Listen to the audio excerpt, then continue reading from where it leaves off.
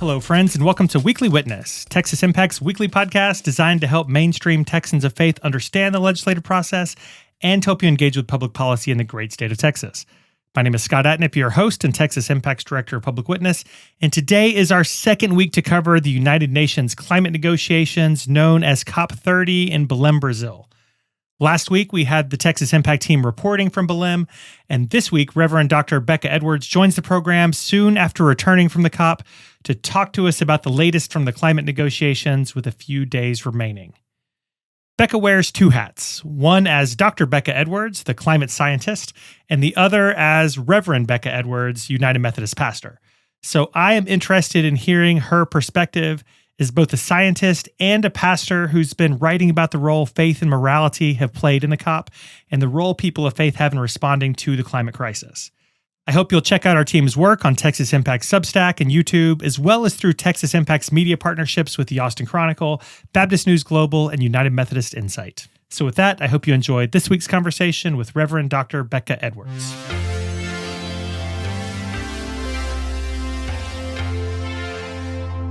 Joining us for the program this week is Texas Impact's very own Reverend Dr. Becca Edwards, who is back with us here in the great US of A after spending last week in Belém, Brazil with the Texas Impact team at COP30. Becca, how are we feeling? Jet lag? You've made it through everything. You're readjusted to life here in the States. Yeah, I'm getting there, Scott. Thanks so much for having me. The 24 hours of travel on the way home was a lot, but yes, getting back into the swing of things for sure. That is rough. I am never a fan of trying to play catch up after a long trip like that. Hey, COP aside, we'll get to all of the amazing climate work that you were doing over there. What was your favorite thing about being in Brazil? There was one night in particular that we went to a restaurant. We picked it at random. It just looked good, and it turned out that they had live music that night. There was a band, and some locals that were sitting nearby at a table got up and danced, and then they came back and invited us to join them. And that was one of my favorite memories, was dancing to a Latin band in Belém in the middle of the night. Love that. I haven't seen video of this, so I'm going to need some evidence. Is there proof of this? Yes, Eric was on it with the B-roll, he called it. So yeah, we do have video evidence, but I haven't seen it either, so it might be ridiculous. All right, we're gonna have to, Eric, if you're listening, we're gonna want that. We're gonna want that video. So talk to us about the COP. I know you guys did a really great recording, kind of wrapping up week one that we aired on the podcast last week. But for those who haven't listened to that, or folks who haven't been paying attention to the COP in general, what is the COP, and what were y'all hoping, or what were you hoping got accomplished at this gathering? So COP stands for Conference of the Parties, and it's the annual gathering of the signatories to the original United Nations Framework Convention on Climate Change, which you may have heard abbreviated UNFCCC. So those parties, there's, roughly 190 of them. Each party is a different country. So countries from all over the world gather every year in a different city to discuss our progress towards our climate goals and to make plans for the future. So this was the 30th such gathering, and it took place in Belém, Brazil. So they call that COP30.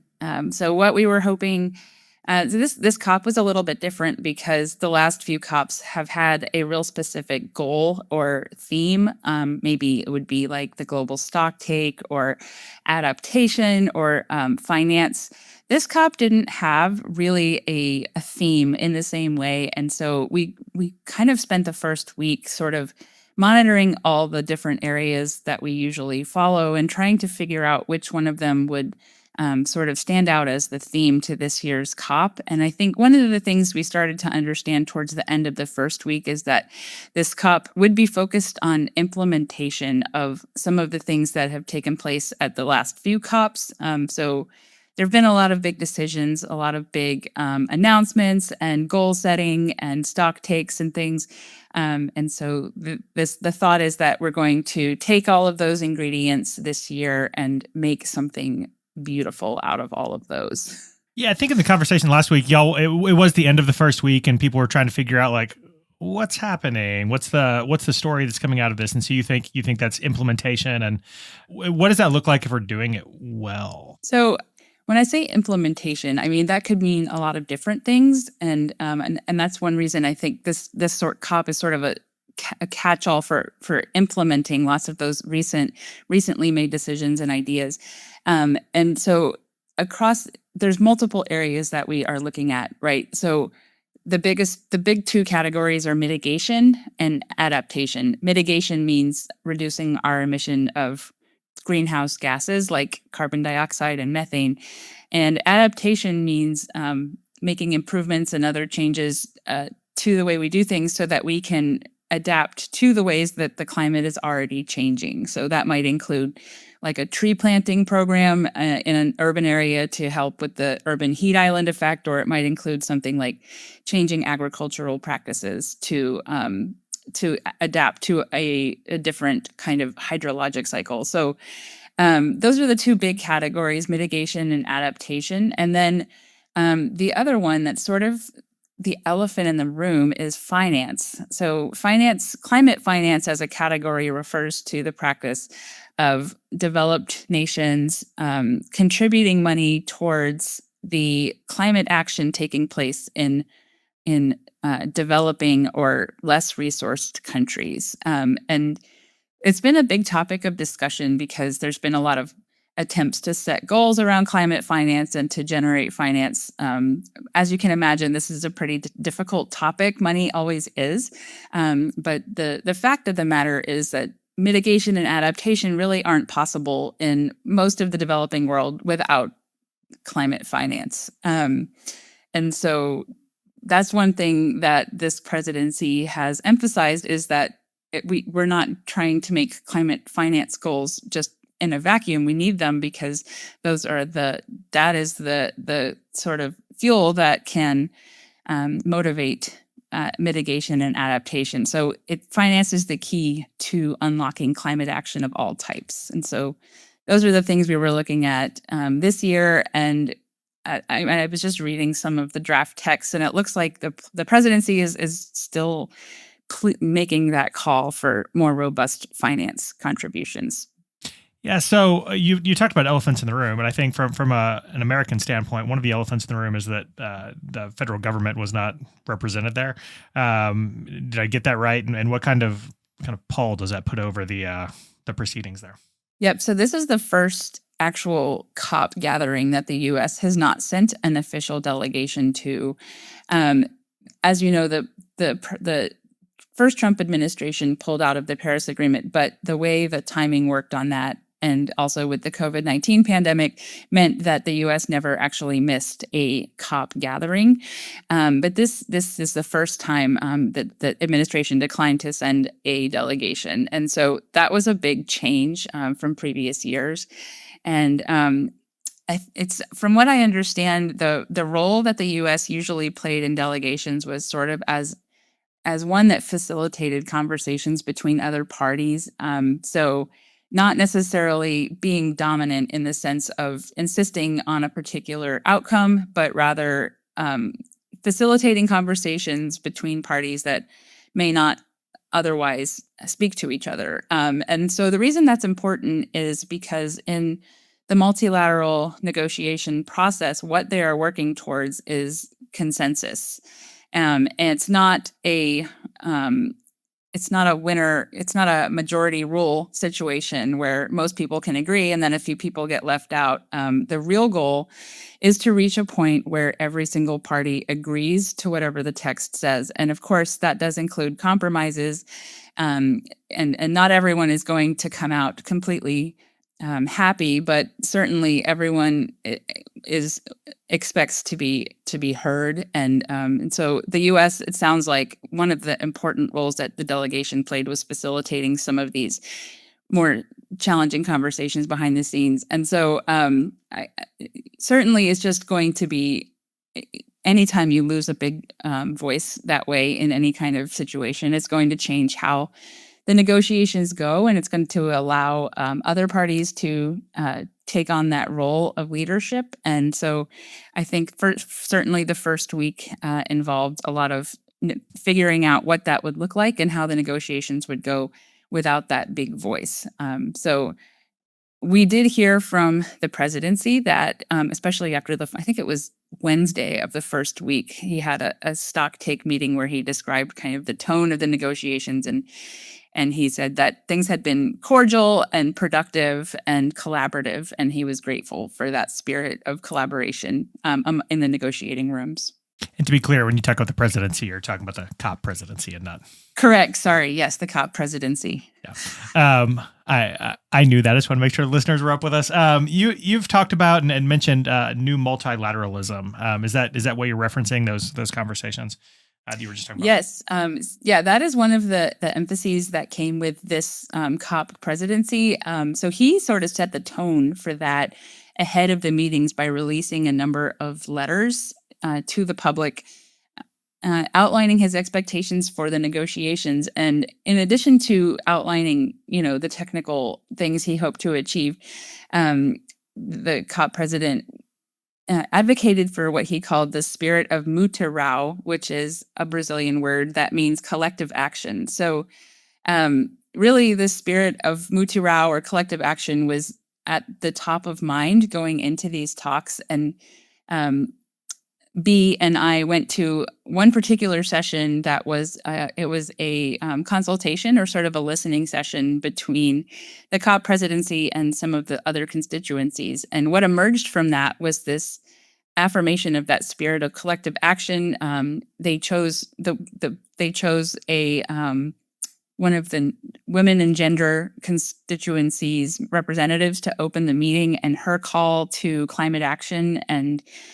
description of the conditions in the global south as a result of climate change was powerful, and that was sort of what set the tone. So the new multilateralism refers to a spirit of collaboration and openness to include new parties in the discussions, to look beyond scientific and technical aspects of climate action to include ethical voices, moral voices, and people that we don't normally hear from. So that was something that flowed through many of the sessions that I listened to and the negotiations as well. I want to come back to the idea that the U.S. federal government didn't send a delegation for the first time. That said, there were a whole lot of Americans who were there doing really great work, and kind of emphasizing this idea that it doesn't take federal action to make change, right? That we can make a significant difference when we act locally, when we act through our congregations and our communities and local governments and state governments. This idea of subnational governments playing an important role in addressing the climate crisis. Talk to us about that. I know we did see, like, Governor Gavin Newsom was there. I know a lot of other state and local officials were there. Talk to us about the role of subnational governments. Absolutely. So this is something we've talked about in the past, but something that really emerged as an important factor in this year's COP because of the lack of the U.S. delegation. Gavin Newsom, in his comments during that side event that we attended, said that the government or the U.S. don't think of the U.S. and U.S. power as coming from the top down. Think of it as coming from the bottom up. And I think when it comes to climate mitigation and adaptation, that makes a lot of sense, right? Because climate, like mitigation, that's those decisions are made at this international level and federally, of course, but really implementation falls to local governments, like city governments, county governments, and state governments, as well as adaptation, right? It's our cities that are making decisions about land use, transportation, waste, all of those things. And so he one of the panelists that we heard from the U.S. used the example of the campaign to stop smoking in public places. Once it was, we became aware that it was a public health threat. It wasn't a decision federally that was made that eliminated smoking in like restaurants and workplaces. It was one restaurant and workplace at a time making that decision, one city ordinance at a time, and eventually it coalesced into a larger movement. And climate action is the same way. We have cities like Austin and Houston and Dallas making these climate action plans and implementing all of these policies at the local level where they can be, the most effective and where we have the most input into the system and the most influence. And then eventually all of that local action will coalesce into a larger movement. that should, nationwide make a really big difference. So it's not just that we have these big actors like Governor Gavin Newsom, who's doing great work on climate in California. It's that the reality is that we have many small government or local government, city government work that is happening as we speak. And so we were lucky to have many of those representatives at the COP so we could hear from them, and so that the international community could know that just how much climate action is going on in the U.S. despite the resistance from our current presidential administration. All right, Dr. Becca Edwards, that's a lot of really great information. I want to talk for a second to Reverend Becca Edwards as well, because a lot of your writing on Substack and everywhere else that Texas Impact is posting has focused on the role of the faith community in these conversations. And I want to come back in a minute to the idea that people of faith need to be talking to their subnational governments, to their local leaders and their state leaders and all of that. But in seeing a lot of your work that's come out of this, there really was an emphasis on kind of the morality of this work, on the role that faith voices and other moral voices have in addressing the climate crisis. So talk to us about that. How did you see that role? Was it different than previous COP? Absolutely. So one of the things that was introduced in the interim, you could call it, between this COP and the last COP, was the Global Ethical Stocktake, which was an effort to ask 5 global ethical questions related to climate change in communities around the world, and to gather that feedback together and take a look make a sort of global picture of where we're at with the morals and ethics of climate change.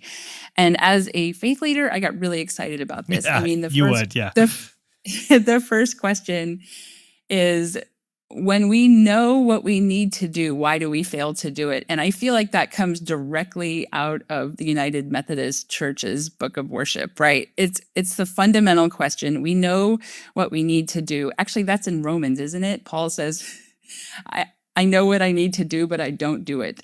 So these are fundamental moral and ethical questions, and regardless of what faith tradition you're in, has some formal framework for asking these questions of ourselves and our communities.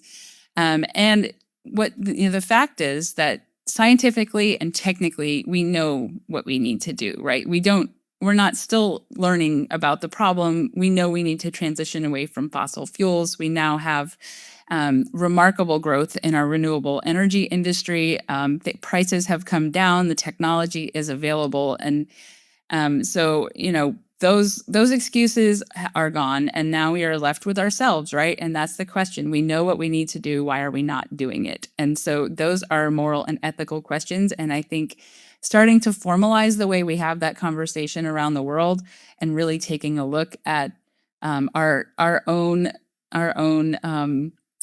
what's the right word? Deficiencies in the way we understand our relationship with creation, our relationships with one another, our care for neighbors that we haven't met around the world. Those are the big questions that this process invites us to ask. And I think that's a really obvious and natural place for the faith community to engage on climate. And so the result of those conversations, as you mentioned, would be a great place to start a conversation with an elected official if you have that opportunity in your own context.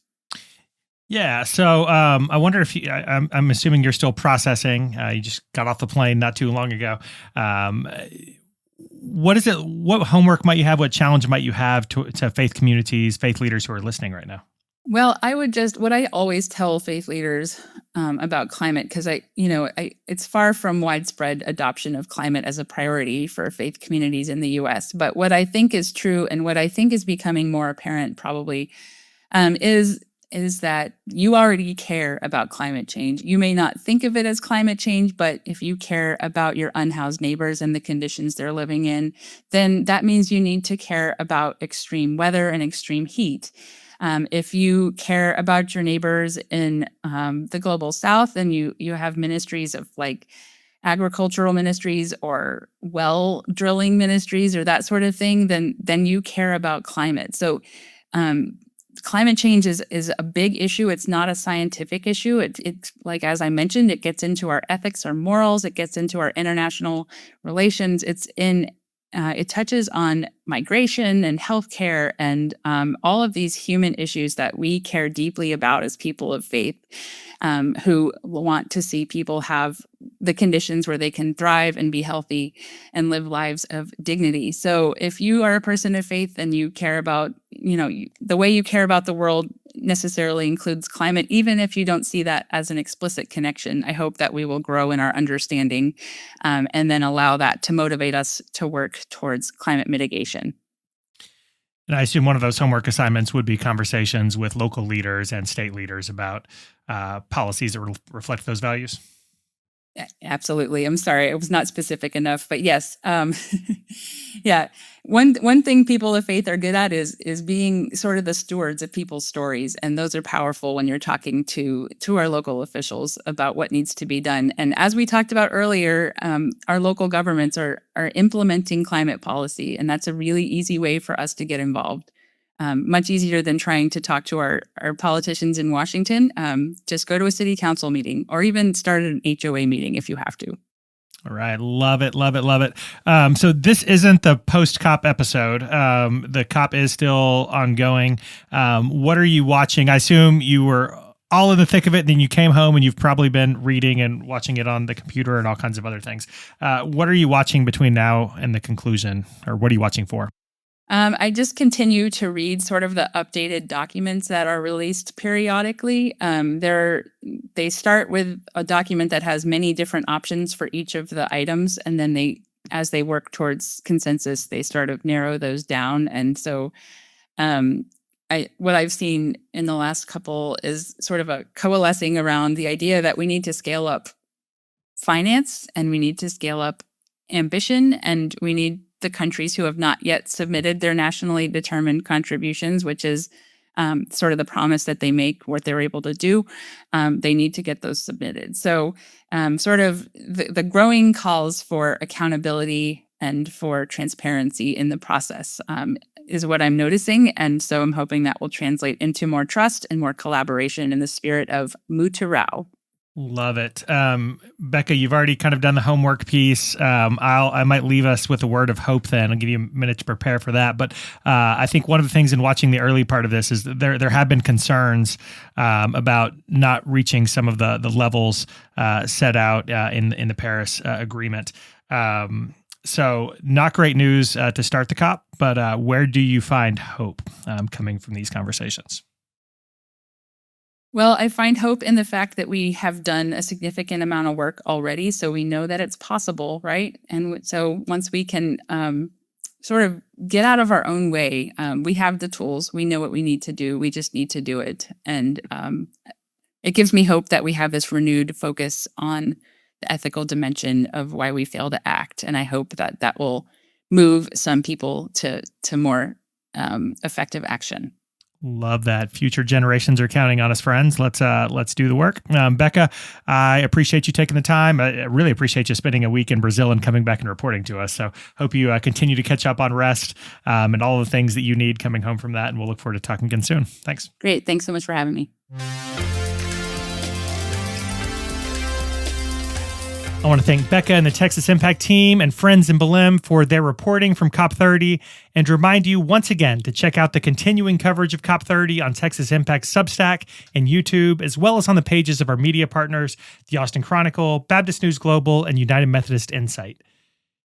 Y'all, as we prepare to move into Thanksgiving week, I give thanks for you, our faithful listeners, for continuing to support this podcast. I hope you'll enjoy some downtime with family and friends over the next week, and come back refreshed and relaxed and ready for the next steps in the advocacy journey. As always, Texas Impact is your partner for effective advocacy here in Texas and beyond.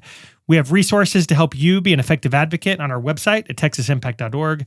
Check out the Action Center page, as well as Texas Impact's Texas Faith Votes campaign. I hope you'll join one of our issue teams. Special shout out this week for our climate action team. And I hope you encourage your congregation to get involved in this work. In addition to the website, make sure you check out Texas Impact's Substack and all of our social media channels, including the Ledge TV playlist on our YouTube channel, which is a great resource to help you share the story of what's happening. While you're on the website, I hope you'll take a moment to sign up to be a member of Texas Impact. Your membership supports this podcast and all of the work to engage Texans of faith to advocate for a more just and equitable Texas. It's a very effective and affordable way to put your values into action. So with that, I think it's time we close out this episode. So remember, the world needs Texans of faith active and engaged. So let's get to work.